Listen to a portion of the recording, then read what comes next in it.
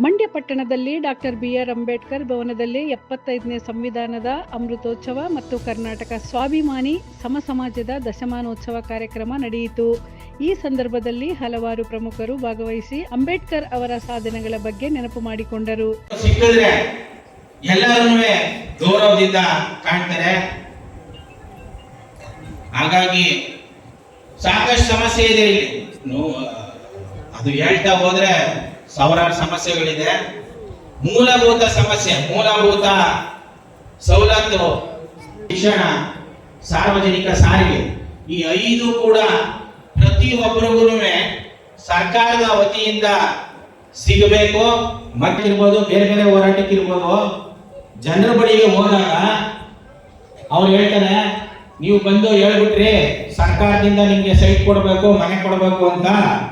ಆದ್ರೆ ನಮ್ಮ ವಾರ್ಡಲ್ಲಿರುವಂತ ಕೌನ್ಸಿಲರು ಇಲ್ಲ MLA ಕಡೆಯವರು ಅದೆಲ್ಲ ಸುಳ್ಳು, ಅವ್ರು ಯಾರೋ ನಿಮ್ಗೆ ಸುಳ್ಳು ಹೇಳ್ತಾ ಇದ್ದಾರೆ ಅನ್ನುವಂತ ಮಾಹಿತಿನ ಅವರುಗಳಿಗೆ ಹೇಳ್ತಾರೆ.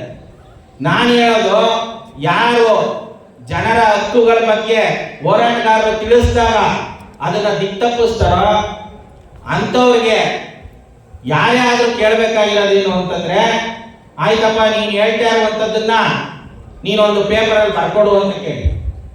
ನಾವೇನು ಹೇಳ್ತಾ ಇದ್ದೀವಿ ಇವತ್ತು ಈ ವೇದಿಕೆಯಲ್ಲಿ ನಿಂತು ಮಾತಾಡ್ತಾ ಇದ್ದೀನಿ, ಅದು 4 ಜನರ ಮಧ್ಯೆ ಇರ್ಬೋದು, 4 ಗೋಡೆ ಮಧ್ಯೆ ಇರ್ಬೋದು, ನಾವು ಏನು ಮಾತಾಡ್ತೀವೋ ಅದನ್ನ ನಾವು ಬರ್ಕೊಡೋದಕ್ಕೆ ರೆಡಿ ಇದ್ದೀವಿ.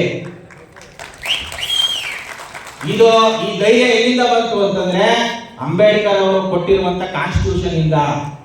ಅಂಬೇಡ್ಕರ್ ಅವರು ಕೊಟ್ಟಿರುವ ಕಾನ್ಸ್ಟಿಟ್ಯೂಷನ್ ಅಲ್ಲಿ ಎಲ್ರಿಗೂ ಅಧಿಕಾರ ಇದೆ, ಎಲ್ರಿಗೂ ಅವರ ಹಕ್ಕುಗಳನ್ನ ಕೇಳೋದಕ್ಕೆ ಅವಕಾಶ ಇದೆ.